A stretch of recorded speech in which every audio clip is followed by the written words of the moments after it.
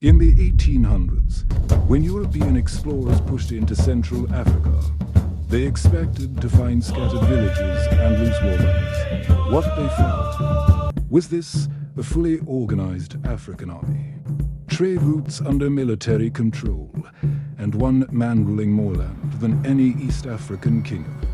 His name was Mirambo, a nickname meaning many corpses, a testament to his military might. The explorer Henry Morton Stanley called him the Napoleon of Africa for unifying the Nyamwezi clans into a powerful kingdom. He built an empire before colonization arrived. He commanded over 10,000 soldiers, seized vital trade routes, and did it all with no European backing. Welcome to Echoes of Reborn Africa. Stay with me today and discover this great Nyamwezi world. But Mirambo wasn't born.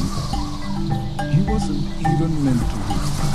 He was born around 1840 in Mirambo, western Tanzania, with the name Mtila Kasonga. His blood was royal. Yes, but the kind of royalty that could be replaced by one bad harvest or one bad raid. He inherited the small chiefdom of Ur from his father, but his real schooling wasn't at court. It was on the caravan trails, every route he walked.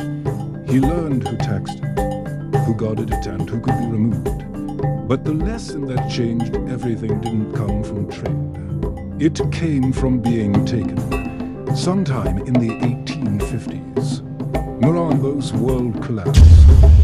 He was captured by the Angola people, hardened by constant war, drilled in shock attacks and formation fighting. They thought they had broken him. What they really did was train him. He watched how they organized men, how they repeated drills until movement was automatic, how discipline, not just bravery, held a line together. When he finally made it back home, he wasn't just a survivor. He was a man with a plan. When Mirambo returned, he didn't rebuild a village militia.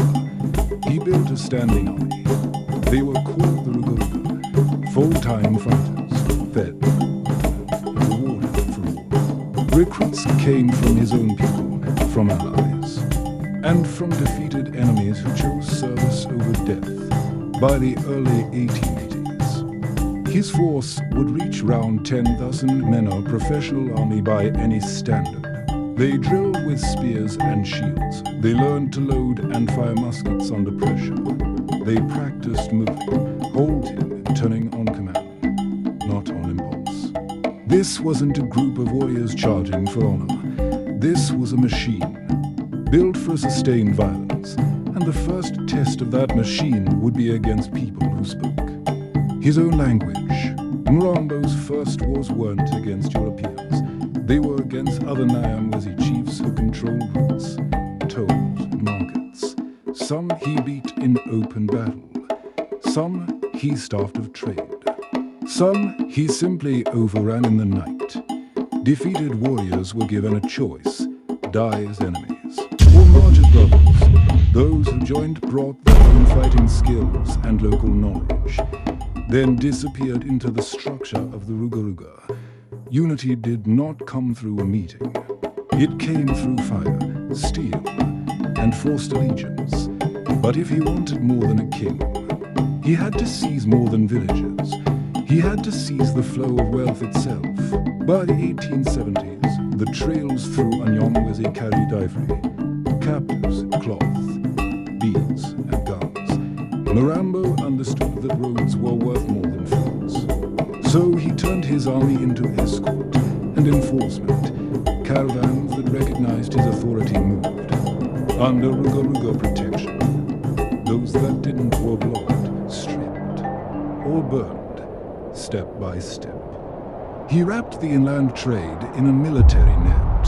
At the center of that net stood one town whose merchants thought they were untouchable: Tabor. Tabor was the inland hub of the Arab Swahili ivory trade. Its merchants had guns, fortified yards, and allies on the coast. Mirambo didn't march up and politely ask for a share. He strangled the roots that fed it. Ruga hit caravans before they reached the town. They burned out line depots. They made every mile of road a gamble. He had no cannons, no European instructors. What he had was speed, discipline, and a willingness to wreck the trade until it flowed on his terms. This wasn't a border dispute. It was a struggle over who named the price of ivory, and for a time, the answer was Mirambo. By around 1880, Mirambo controlled the most extensive centralized state in 19th century East Africa. His Ruga patrolled roads, guarded markets, and enforced his will across hundreds of kilometers.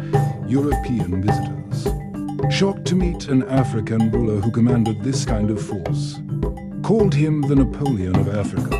He had built an empire with African soldiers, African strategies, and African money long before colonial troops marched inland. But even as his influence peaked, another kind of power was moving toward his world.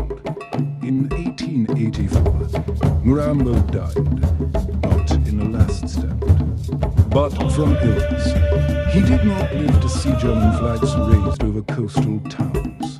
He never saw columns of colonial soldiers make those same inland marches he had once dominated. But the kind of war he forced to organize, discipline, tight controls in march. After they did not. From forts, behind them, with their own chain, they lost. Not because Africa left, but because Europe brought in and living. What colonization overcame you was not was organized. And that change was always there. Mirambo was peace and industry. Africa did not wait for Africa built them. This was not a colonial state. This was an African one. If you love African stories, please subscribe for more.